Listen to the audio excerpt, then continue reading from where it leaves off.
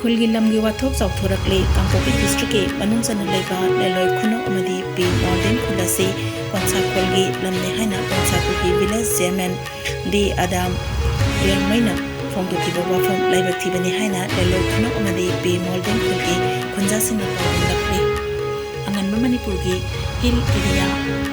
गैजेटा कोंसा खुलदगी हेना हिल हाउस टैक्स थिबा यंथोंग मसिंग हेनबा लेलोय खुनो अमदी पी मॉर्डन खुलसी इंग्लिश में जमापन यांखई की मतुंगा बर्मादगी लाखिबा मितोप सिंगनी हाइना अदम यांगमैना लाना पक्थोकना बहनरक लाइबक्थिबनी हाइना लेलोय खुनोगी विलेज सेक्रेटरी संगपो वाइफाई अमदी पे मॉर्डन खुलगी विलेज सेफ कामसे कोंसाइना पेंदब फोंदोरकले पनबा याय पकिबो मार्च तंग मपंदा कोंसाकुलगी विलेज चेयरमैन अदामना कुजेक पिदुना कोंसाकुलगी अकोइबदा तंगबा अपुनबा खुल पुनाथोय असि कोंसाकुलगी लमने हाइना मणिपुरगी गवर्नर चीफ मिनिस्टर कांगोपी डीसी एसपी अमदी तोंगान तोंगान लुपसिंदा वकत जेरोल बिसनकिबनी कोंसाकुलगी चेयरमैन खलपलिबा वफम असकी मायोक्ता ngarang leloy खुनोगा पांगतोकिबा पावगी मिफम अमदा खुल असकी विलेज सेक्रेटरी संगपो वाइफाई ना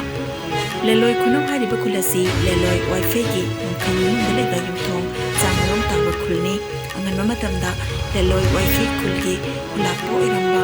सोंगलल वाइफाई ना महाकी मनामुपा तोंखोदा लेलोय खुनो गिलामसी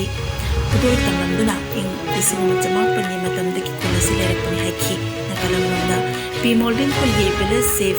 कामसई खोंसाइना फोंदोकिबदा चाही चनी की ममांदगी खुदारकलाबा पी मॉर्डन खुलगो मिंगसत थीननबा मवंगदा कोंसा खुलगी चेमेना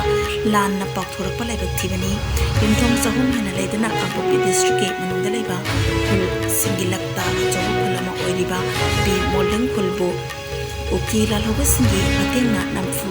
हाफुदा सेमखिबने हाइरपा यानिंदे मसी फावदा पोपी पांबी थाबगी रिकॉर्ड लेत्रबा पी मॉर्डन अमदी लेलोय खुलनोबु पोपी पांबी थाई अमदी सिंदा दाम मसिन हले हाइना लाना संदरकपा अंगक पोपो इहाइखी लोइनना तोंगान तोंगान मयुमफमदा यावदबा वाफम कया कोंसा खुलगी चेयरमैना पुखत्तुना खुल मसेलगी मरक्ता यंगथिनबा थोकननबा होनरक्लिबासी खुदक्ता लेपकदबनी खुलसिंग असिबु मियामना लाना उबा याबा मवंगदा कोंसा खुलगी चेयरमैना संदोखिबा वाफम हंदोक्तुना अदुगा मतमदा लाले हाइना सेंदोक्त्रबदी चेयरमैन अदाम यंगमैगी मथक्ता लीगलगी ओइबा एक्शन लमनबा वाकलगने हाइना खुल अति असिगी माइकेदगी थमलक्ले कोनसादगी अदम कोबा नुपासिना लिलोन खुनौसी 1950 मतुंगदा खुनताबने हाइबसे जाम अरानबनी अखोइसे सोंगलाल हाइबा इपुसिना अखोइगी लिलोन खुनौ निंगथौसे मनाउ नुपा ओइबगी माना खुनता हलगा हुजिक अखोइ खुनसि लेरेबनी अथुबा मतमदा अदम सिना अखोइ म्यांमार दगी लारगा नारोनगा खुनता हनबने हाइबसे जामना अरानबने मसि करगुंबा अथुबदा अखोइना मतम पि मनुंगसि दमाना सिमथुक्तरदी लीगल एक्शन तौबनी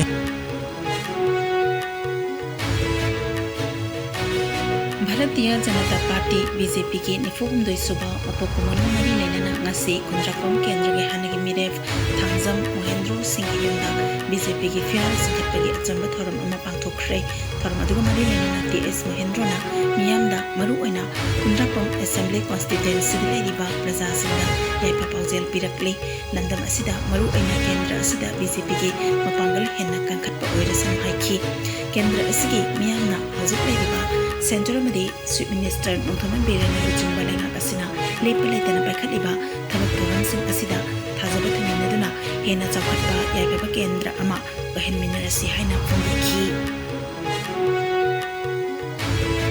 सही यांखै हेना राजनीतिदा खोंदादना मियांग याइफनबा थबक कया पाइखटपगिदमा नंबोल केंद्र की मनुंग सनबा उल्लौदगे हानगी यूनियन मिनिस्टर मणिपुर के हानगी डेप्यूटी चीफ मिनिस्टर थौनावजन चावबा सिंदा इंडिया लेंगाकना पॉलिटिकल अफेयर्स की लमदा नॉर्थ ईस्ट इंडिया दा अहानबो ओइना पद्मश्री अवार्ड की मना पिरकपा अमदी इंडिया की प्रेसिडेंट द्रौपदी मुर्मुना इंडिया की कोनुंग दिल्ली दा पांगथोकपा थौरम अमदा मना अदु कुसिनरपदा बीजेपी नंबोल मंडल नगरम अरंग फुंदोखश्री बीजेपी नंबोल मंडल की प्रेसिडेंट सलाम रजमनी लुचिंगदुना मंडल की ऑफिस की जनरल सेक्रेटरी अमन सामम जितेन अमदी जनम नंदो नंबोल म्युनिसिपल काउंसिल की केयरटेकर चेयरपर्सन सिंगाखम बसंता अमदी महिला मोर्चा की थौमी Singh आर्यकार्ता कयागा लोइनना Nambol Kaithel Lairemida Atum Asa Takaya Katlaba Matunda Kaithel the Popom Pamlibi Dukan Pamlibasing Pot Level Up Sing Pidum Labida Gari Thoduna Lakpasing at Satobo Maybe Sing Narunda Koina Satuna Sana Taknaba Atum Potam Sing Pentoki BJP Nambol Mandalgi President Salam Prazamanina Fundukibada Matan Sangna Miyam Gitabak Tawab Gidamak Tunawzam Sabada Partnership Manapirap Pasi Saktuk Saningaini Asigumlaba Kendra Sigi New Amana Lemzania Urba Mana Asipunapada BJP Nambol Mandalna Kwaibu Singiriba Babum Sababu Ikai Kumnaba Utuna Harautayamba Fondoktuna Miyamda Sa Takatsi Yatopani Haiki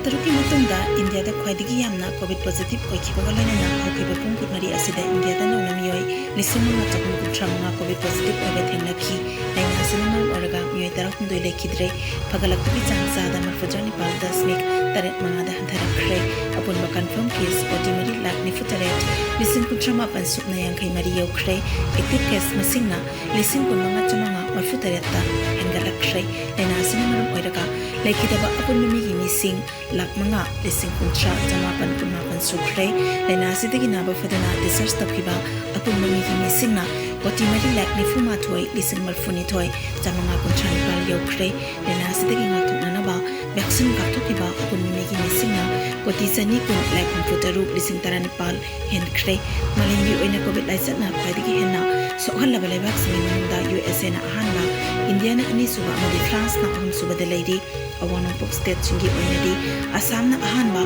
Mizoram na Anisuba Amadi, Manipur na Ahom Subada Lady.